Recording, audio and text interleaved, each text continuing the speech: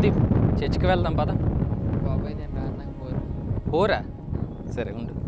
చూసారు కదా ఫ్రెండ్స్, మరి ఇలాగ అనేక మంది యవనస్తులు మందిరానికి వెళ్దామంటే నాకు బోరు, లేకపోతే అబ్బో నాకు అక్కడ టైం వేస్ట్ అనిపిస్తుంది, నేను కూర్చోలేకపోతున్నాను, మందిరంలో ప్రార్థన చేయలేకపోతున్నాను, అక్కడ ఏం చెప్తున్నారు నాకు అర్థం కాదు అని చాలామంది చెప్తూ ఉంటారు. కనుక ఈ మెసేజ్ వింటున్న మీ పిల్లలు కూడా అలా చెప్తున్నారా? లేకపోతే నా ప్రియ సహోదర సహోదరి నువ్వు కూడా అలా చెప్తున్నావా? మరి ఈరోజు ఆదివారం కదా చర్చికి వెళ్తున్నారా?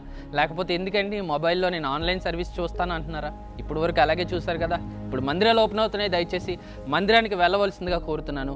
మరి భక్తుడైన దావీదు సెలవిస్తున్నారు కదా, యెహోవా మందిరానికి వెళ్దామని జనులు నాతో చెప్పినప్పుడు నేను ఆనందిస్తున్నాను, ఎంతో సంతోషిస్తున్నానని దావీదు చెప్తున్నారు కదా. దావీదు ఎప్పుడు కూడా దేవుని మందిరాన్ని ప్రేమించారు. దేవుడి మందిరంలో ఉండటం ఎంతో భాగ్యము, దేవుడు పనిచేయడం ఎంతో ఆశీర్వాదకరమని దావీదు గుర్తించాడు. కనుక దేవుడు దావీదుని ఎంతగానో ఆశీర్వదించారు, దావీదు రాజు అయ్యాడండి. కనుక మనము కూడా దేవుడి సన్నిధిని ప్రేమించాలి. దేవుడి మందిరానికి వెళ్దామని ఎవరైనా మనకి చెప్పినప్పుడు మనం ఎంతో ఆనందించాలి. ఎందుకంటే అక్కడికి వెళ్ళినప్పుడు మన తప్పులు మనకు తెలుస్తాయి, దేవుడు మనతో మాట్లాడతారు, దేవుడి సన్నిధిని మనం అనుభవించవచ్చు.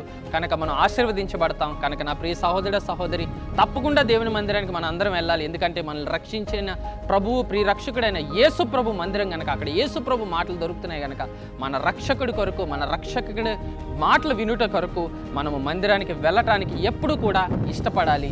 దావీదు వలె, అనేకమైన భక్తుల వలె మనము కూడా మందిరాన్ని ప్రేమించాలి, దేవుడు వాక్యాన్ని ప్రేమించాలి.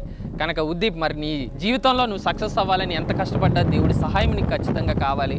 కనుక నువ్వు చర్చికొచ్చి వాక్యం విని ప్రార్థన చేసినప్పుడు నీ జీవితం బాగుపడుద్ది, నువ్వు ఆశీర్వదించబడతావు. మరి వస్తావు కదా ఇప్పుడు?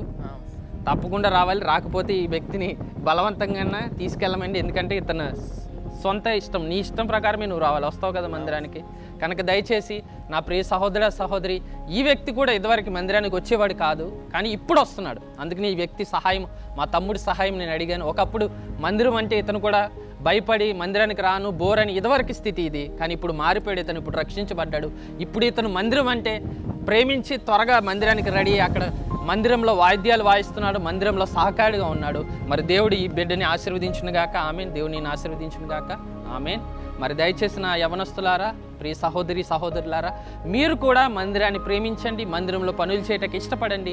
మరి మా తమ్ముడు ఇందాక చెప్పిన రీతిగా ఒకప్పుడు అతను కూడా మందిరానికి రావాలంటే బోర్ అనుకున్నాడు, కానీ ఎప్పుడైతే మందిరానికి వచ్చాడో, ఆ మందిరంలో వాక్యం వింటున్నాడో, అప్పుడు మందిరంలో ఆ వాక్యంలో ఉన్నటువంటి శక్తిని అనుభవించాడు, అందులో సంతోషాన్ని తెలుసుకున్నారు. కనుక మీరు మందిరానికి రండి, ఆరాధనలో పాల్గొనండి. దేవుడు మిమ్మల్ని ఇంకా బహుగా ఆశీర్వదిస్తారు.